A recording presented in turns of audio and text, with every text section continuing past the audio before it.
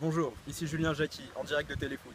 Bienvenue à tous les téléspectateurs de TF1, nous sommes heureux de vous retrouver en ce dimanche à 18h, comme tous les soirs. Ce soir, nous allons recevoir le grand Ricardo, attaquant du Brésil, en direct de Clairefontaine. Ça me fait vraiment plaisir de partager ça avec vous. C'est pas Téléfoot. C'est pas Téléfoot? Non, chasse à l'économie. Chasse à l'économie.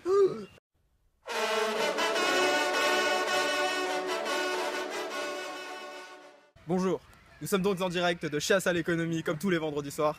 Ça me fait vraiment plaisir de vous retrouver ici. Aujourd'hui, nous allons interviewer le grand anglais, le grand économiste, le phénomène, Ricardo. Suivez-moi. Bonjour. Bonjour la France, bonjour. Il est vraiment très heureux d'être avec nous ce soir. Ce sourire, n'est-ce pas merveilleux? Si, c'est merveilleux la France, moi j'aime la France. Très très bon vin, très bon fromage.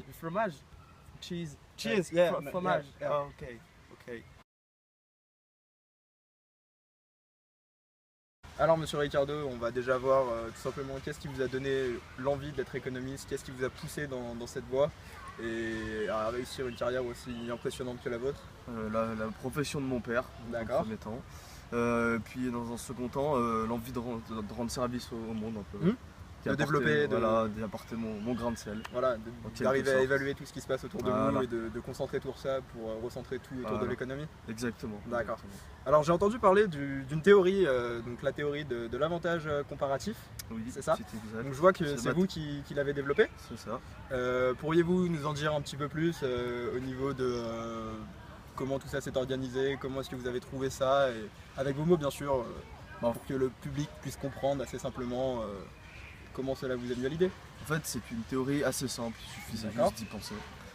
Elle part du principe que chaque pays se spécialise dans un produit ou dans un service, en l'occurrence les produits pour l'époque. D'accord. On va prendre deux exemples. L'Angleterre qui se spécialisait dans tout ce qui était drap, tout ce qui était draperie. D'accord. Et le Portugal qui se spécialisait dans tout ce qui était vin, alcool. Bien sûr. Et du coup, ça permet d'éviter les conflits mondiaux, étant donné que tous les pays sont dépendants les uns des autres.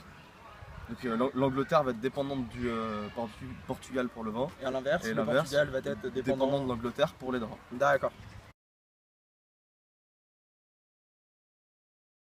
Merci monsieur Ricardo pour ces quelques précisions autour de votre théorie. Je pense que notre audimat a réellement compris vos engagements autour de cette théorie. Donc je pense que nous allons continuer cette interview autour de quelques pas dans la forêt. Et ben c'est parti. Dégourdir les jambes. Très bien. Alors j'ai aussi une autre petite question à vous poser, assez simple. Que pensez-vous tout simplement du protectionnisme? Alors moi je suis totalement anti-protectionnisme. D'accord. Justement, si je veux que ma théorie marche, il faut que les pays n'appliquent pas de politique protectionniste. Bien sûr.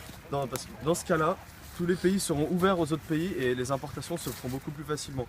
Il n'y aura pas de barrières douanières ou de freins en fait à l'économie. Vous voyez ce que je veux dire? Très bien. Merci monsieur Ricardo d'avoir partagé ce moment avec nous. Je pense que nos téléspectateurs sont vraiment heureux d'avoir vu ça. J'ai pris plaisir à le faire. Oui, sachez-le. Pas de soucis, ça me fait vraiment plaisir de vous avoir reçu. Nous allons rendre l'antenne.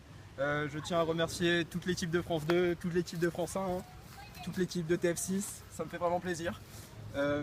Avez-vous peut-être quelques mots pour monsieur Ricardo? Monsieur Ricardo! Monsieur Ricardo! Vous allez bien, monsieur Ricardo? Allez-y. Oui, alors là, comme vous pouvez le voir, le médecin est en train de pratiquer un massage. Ça, c'est très protectionniste. Ça a plein de protection. Monsieur Ricardo, vous allez bien? Qu'est-ce qui s'est passé? Je crois qu'il est mort. Comment est-il mort? Otite. Otite?